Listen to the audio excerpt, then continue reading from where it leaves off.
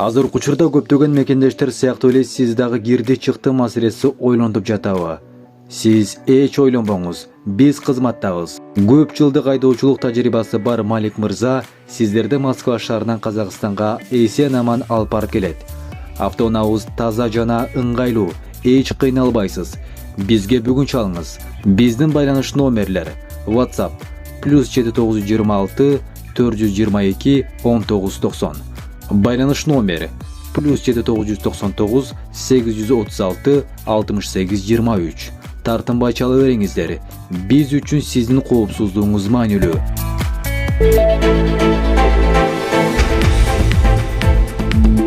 Жага турганда сиз кыз эмессиз да. Жапаров менен Масалиев кайым айтышты.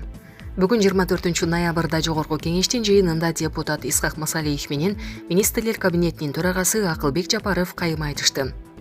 Масалиев республикалык бюджеттин отчетунда 2020 жылга гана маалымат камтылганына нааразы болду.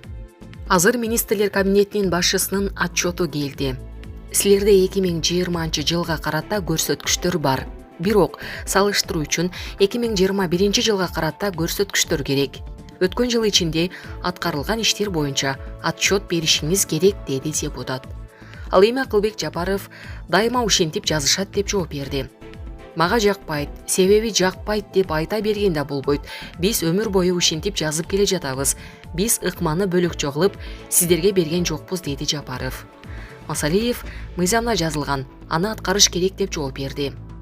Бюджеттин аткарылышы деп жатат болгону ошол эле. Эгерде сизге катуу тийсе таарынбаңыз. Ушундай жазуу боюнча сиз адиссиз, аны билем. Бирок жагат, жакпайт деген сөздү таштаңыз. Жага тургандай сиз кыз бала эмессиз, деди эл өкүлү. Акылбек Жапаров бизге көп комментарий бербегиле деп суранды.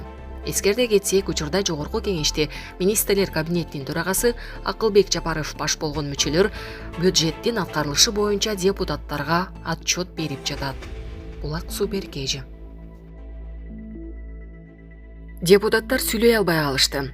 Сурабалдиева менен Ташиев кайым айтышты. Бүгүн 24 ноябрда жогорку кеңештин жыйынында УКМК төрагасы Камчиек Ташиев депутат Эльвира Сурабалдиеванын айыптоосуна жооп берди. Атайын кызматтын башчысы анын туугандарына таандык Кудайберген базары салыктарды толук төлөбөй жашырып жатканын айтты. Эл өкүлү буга чейин Кемпир-Абад боюнча каршы добуш берген үчүн бир тууганына УКМК кылмыш ишин козгойм деп коркутуп жатканын билдирген. Ташиевдин айтымында Сурабалдиеванын жакындарына таандык болгон базарды салык кызматы текшерген. Эльвира Жыргалбековнанын жана анын жакындарынын карамагында Кудайберген деген базар бар. Анда 3000ден ашык контейнер бар. Ошол контейнерлерден булар ар биринен 2000-3000 сомдон ижара алдык деп отчет беришет. А бирок жыйнаганы эң азы 7000ден 15000ге чейин болот. Ошол жерден салыктардын баарын эсептеп чыкканда, муну УКМК эсептебейт, тапшырма бербейт. Салык кызматы эсептеп чыкканда, бүгүнкү күндө Кудайберген базары мамлекетке 70 миллион сомдун тегерегинде салык төлөбөй коет. Бул боюнча акт түзүлгөн. Аны төлөөгө милдеттүү. Депутатмын деп эле трибунадан туура эмес маалымат таратканды токтотуш керек. Биз эч кимге эч кандай мыйзамсыз мамиле кылбайбыз. Эльвира Жыргалбековна, мага доомат коюуга сизде эч кандай негиз жок. Кайсы бир деңгээлде көйгөйүңүз болсо, салык кызматына барып териштириңиз. Биз эч кандай тууганыңызды камаган жокпуз. Салыгыңызды төлөөңүз, болбосо мыйзам чегинде чара көрөбүз, деди Ташиев. Андан соң депутат Сурабалдиева салык кызматынын төрагасына кайрылып, базарды текшергенден бери 2 айдай убакыт өттү. Бул аралыкта сизди адашты деп суракка алып, же бирөө жарым жоопко тартылдыбы деп суроо салды. Депутатка жооп берген салык кызматынын жетекчиси Алтынбек Абдувапов андай маселе болбогонун айтты.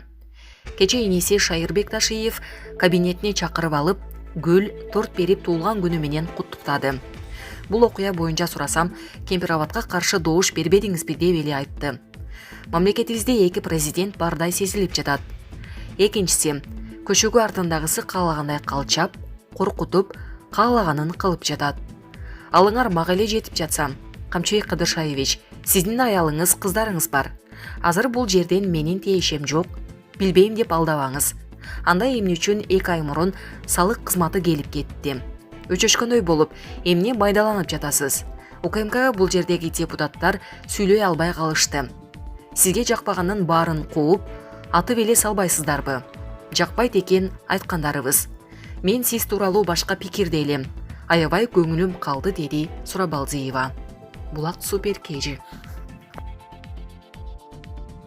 Песков: Кыргыз-Тажик чек арасындагы абалды жөнгө салуу оңой эмес. ЖКК саммитинин жүрүшүндө Кыргызстан менен Тажикстандын ортосундагы чыр талкууланды.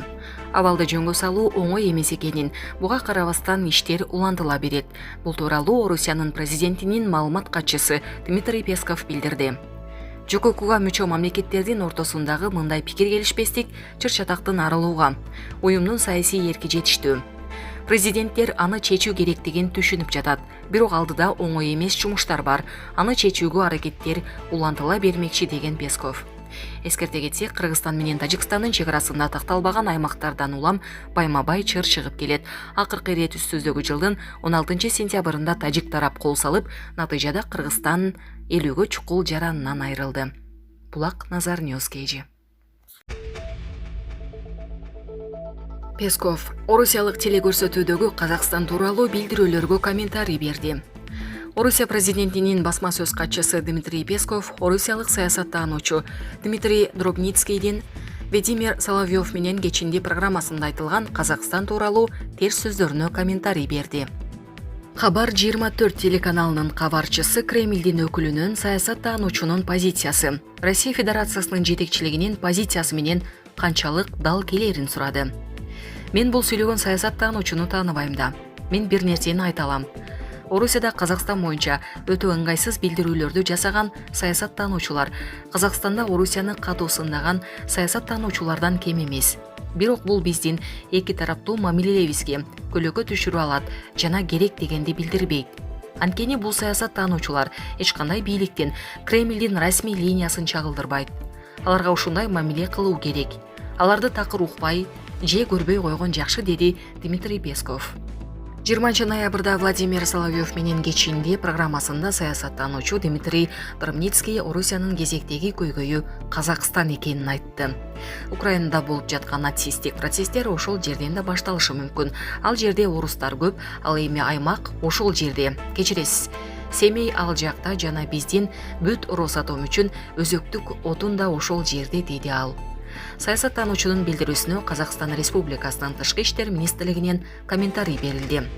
Мажилистин депутаты Элнур Бейсенбаев журналисттерге орусиялык телеканалдар аркылуу Казакстанга карата айтылган коркутууларга жана терс билдирүүлөргө укуктук баа берүү үчүн башкы прокурорго кайрылуу жөнөтүүнү убадалады.